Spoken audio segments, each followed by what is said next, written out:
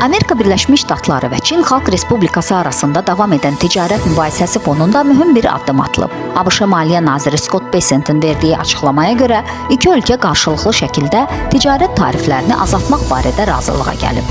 Razılaşmaya əsasən ABŞ Çin mallarına tətbiq olunan tarifləri 145%-dən 30%-ə endirəcək.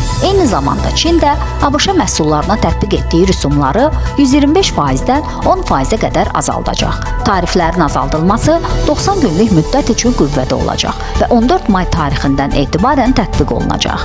Əldə olunan razılaşma bütövlükdə qlobal ticarət sisteminə mühüm təsir göstərəcək.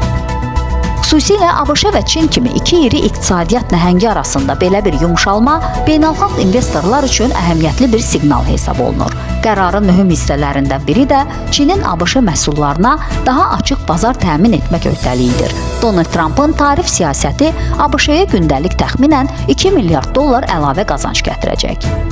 İdxal kvotalarının artırılması, texnoloji transferlərin sadələşdirilməsi və kənd təsərrüfatı məhsullarına xüsusi güzəştlər bu öhdəliklər içərisində yer alır. Pekinin bu istiqamətdə atdığı addımlar həm daxili istehlakın təminatı, həm də ABŞ ilə münasibətlərin sabitləşdirilməsi baxımından strateji əhəmiyyət daşıyır.